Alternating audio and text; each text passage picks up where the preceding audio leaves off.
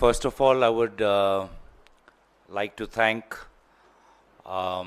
Congress President Shri Mallikarjun Kharge ji, CPP Chairperson Srimati Sonia Gandhi ji, LOP Lok Sabha Shri Rahul Gandhi ji, AICC GSO K.C. Venugopal ji, AICC GS in charge of Assam Shri Jitendra Singh ji, for bestowing me with the responsibility to lead the Assam Pradesh Congress Committee in Assam, and my best wishes to my new colleagues in the Pradesh Congress Committee, and also my best wishes to the outgoing President Shri Bhupen Bora for having done a fantastic job as the party president for the past 4 years. दोस्तों, आज का जो press वार्तालाप है वो उत्तर पूर्वांचल के साथ जुड़ा हुआ है, और हाल में ही उत्तर पूर्वांचल को लेकर दिल्ली में प्रधानमंत्री मोदी जी ने राइजिंग नॉर्थ ईस्ट समिट को संबोधित किया, जिसमें विभिन्न प्रकार के बातों का उल्लेख किया गया, उद्योग का उल्लेख किया गया, निवेश का विवरण किया गया, लेकिन ये सब ज़मीनी हालात से परे हैं। ज़मीनी हालात विशेष रूप से उत्तर पूर्वांचल की बहुत ही चिंताजनक है। आज दो बड़े बीमारियों ने उत्तर पूर्वांचल को जकड़ रखा है। पहला है अवैध कोयला और दूसरा है नशीली पदार्थ, नारकोटिक्स। अब मैं कुछ बातें आपके सामने रखूंगा जिससे साफ साफ पता चलता है कि बीजेपी के छत्रछाया में उत्तर पूर्वांचल किस प्रकार से अवैध कोयला और नशीली पदार्थों का अवैध व्यापार का एक हब बन चुका है। शुरुआत करूंगा कोयला से, और बहुत ही एक विचित्र काम इस साल के अप्रैल महीने में हुआ। 24 तारीख को ईडी ने विभिन्न जगहों पर छापे मारे। वे हैं जगदीगितिम, नौगाल बिब्रा, जडुगोफा, मार्गरीटा, गुवाहाटी। ये स्थान मेघालय और गुवाहाटी में हैं। और ये छापे मारने के बाद उन्होंने, मतलब ईडी ने 25 तारीख को एक प्रेस रिलीज जारी की। इस प्रेस रिलीज में किस प्रकार का अवैध कोयला का एक सिंडिकेट नेक्सस मेघालय असम में चल रहा है उसका विवरण ईडी ने किया है। सिंडिकेट शब्द का इस्तेमाल तक उन्होंने किया है। अपने प्रेस रिलीज में उन्होंने कहा कि ED investigation further revealed that a syndicate having persons from Meghalaya and Assam is in charge of ensuring that the trucks containing illegal coal clear the borders of Meghalaya and enter into Assam without any checking, restrictions, where papers were prepared to show this as legally mined coal. The syndicate used to charge rupees 1.27 lakh to rupees 1.5 lakh per truck from the mine owners in the name of commission patronage in cash. The illegal mine coal was stored at depots located at Jogiofa in Assam. In a subsequent para, it further states, it is further revealed that the cash so generated in the process was collected by the syndicate and was being stored at the places of the cash handlers. These cash handlers were searched, and diaries containing cash in out was also seized. It was further revealed that the coal mine owners and the syndicate people used to coordinate with illegal coal mine operators in Margarita, Tinsukia, to make it appear to be mined from legally sourced miners. Last May, during the search, cash of rupees 1.58 crore, digital devices like laptops, mobile phones, and 2 high-end vehicles suspected to be purchased out of the proceeds of crime was seized. तो हमने तो सबसे पहले स्वागत किया, क्योंकि यही बातें बार बार कांग्रेस पार्टी उठाती रही है कि अवैध कोयला का धंधा चल रहा है। इसको हमने सदन के अंदर भी उठाया, इसको हमने सदन के बाहर भी उठाया। तो प्लेजेंटली सरप्राइज्ड कि ईडी ने ऐसा काम किया, हमने इसका स्वागत किया, क्योंकि ये बातें असम के मुख्यमंत्री के बातों को झूठा साबित किया। क्योंकि असम के मुख्यमंत्री कहते हैं कि कोई अवैध कोयला का व्यापार हो ही नहीं रहा, कोई अवैध कोयला है ही नहीं, सब जायज है। तो सरकारी एक तंत्र ने मुख्यमंत्री को झूठा साबित किया, तो इसका तो हमने स्वागत किया।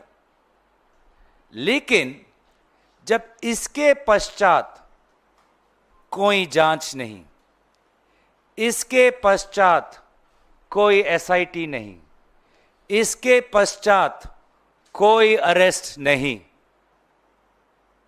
तब हमारा संदेह ईडी की तरफ भी गया कि क्या ईडी वास्तव में लोगों को गिरफ्तार करना चाहती है, या जब उन्होंने कहा during the search cash of rupees 1.58 crore was seized, वहीं तक उनका काम सीमित हो गया। क्योंकि अवैध कोयला की बात बार बार उत्तर पूर्वांचल में उठती है। इस साल के शुरुआत में जनवरी में आपको याद होगा, लगभग 40 दिन राज्य सरकार, केंद्र सरकार असम के उमरांगसाउ अंचल में 6-7 श्रमिक जो अवैध रैटहोल माइन में फंस गए थे, उनको निकालने की कोशिश कर रहे थे। लगभग 40 दिन लगे, 44 डेज टू बी प्रिसाइज, और तब जाके उनके मृतकों की लाश निकली और इल्लीगल रैटहोल माइन पता चला। और जनवरी के बाद जब राज्य सरकार ने एक एसआईटी बनाई, जांच की, तो पता चला कि लगभग 245 इल्लीगल रैटहोल माइंस असम में चल रहे हैं, और ये इल्लीगल रैटहोल माइंस बंद कर दिए। हमने उसका स्वागत किया, लेकिन उसके पश्चात किसकी छत्र छाया में ये इल्लीगल रैटहोल माइनिंग हुए? जिला प्रशासन, जिला पुलिस क्या कर रही थी? माइंस एंड मिनरल्स डिपार्टमेंट क्या कर रहे थे?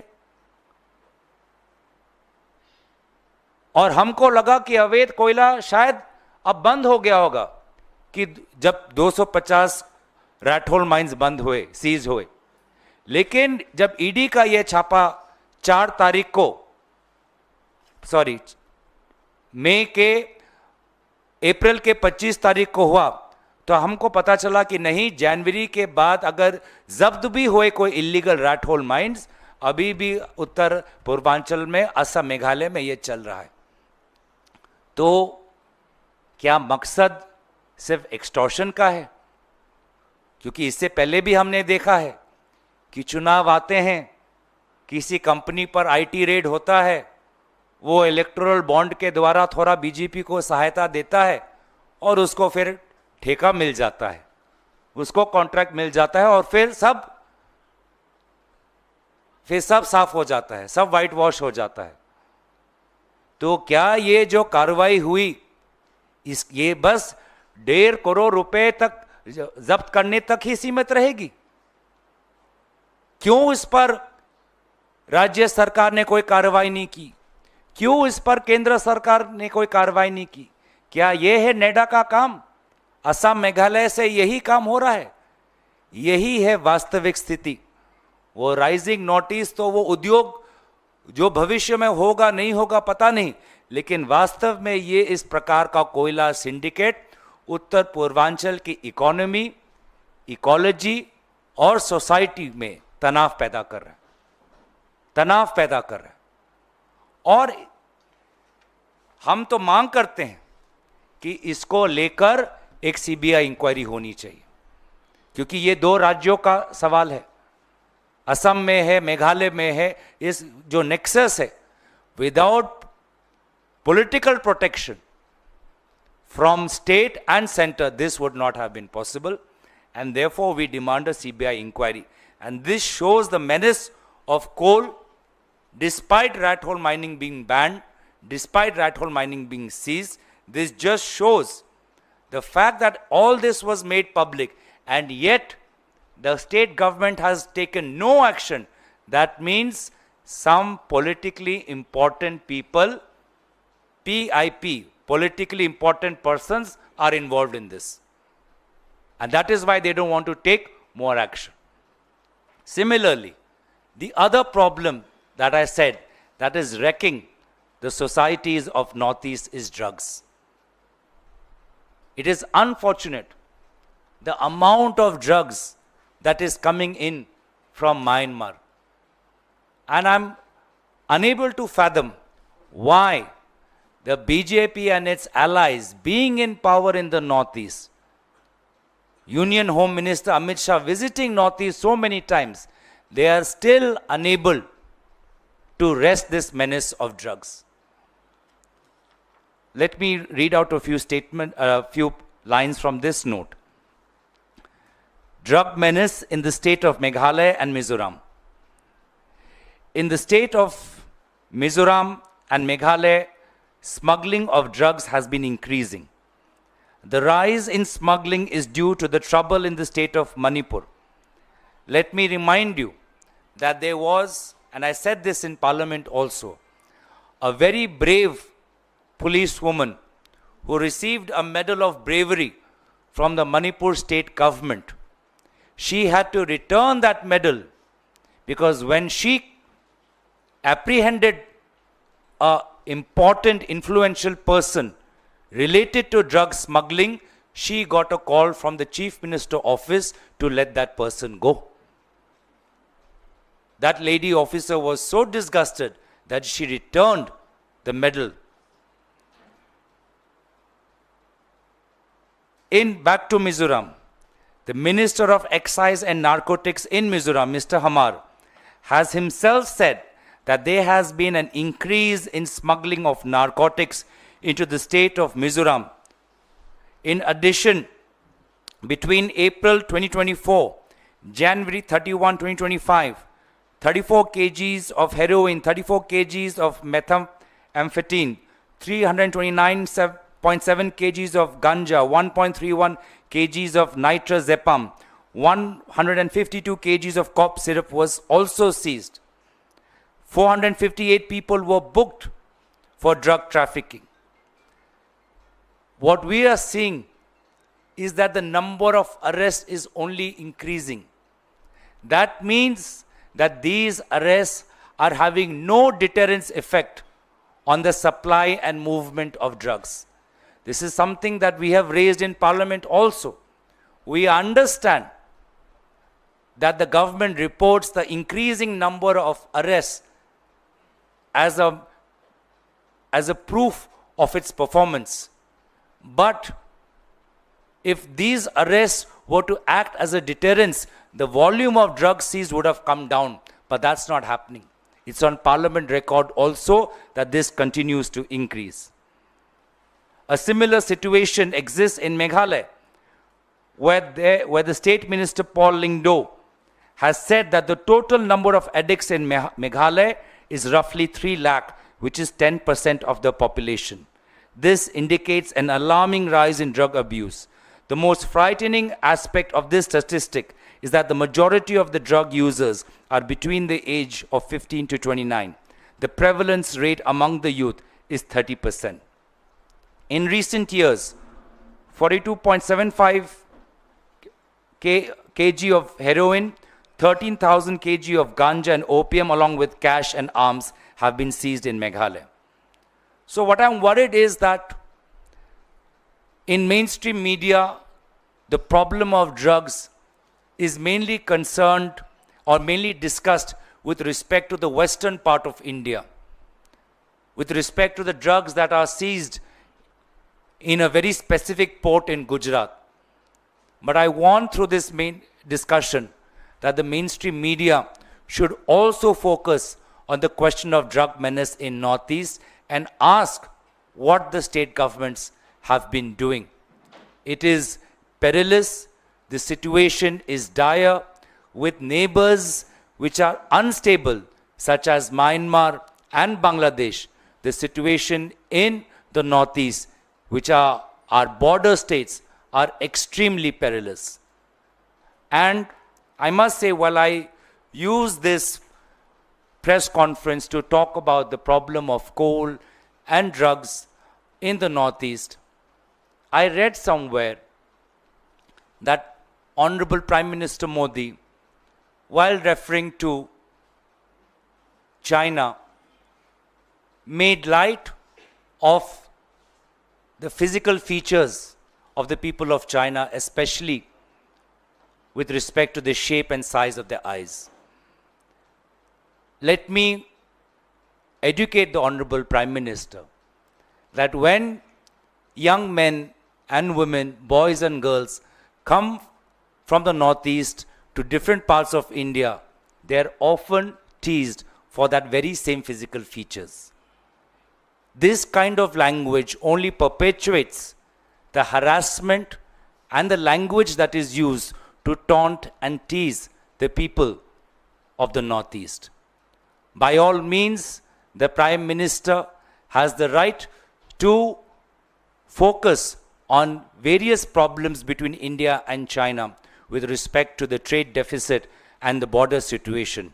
But I must ask him to be also sensitive on these matters, because these matters have caused a lot of trauma for people, young people of Northeast, who often talk to me and complain to me about how they feel when they come to Delhi, Bombay, Pune for their studies. So with that, I would like to close my opening statements.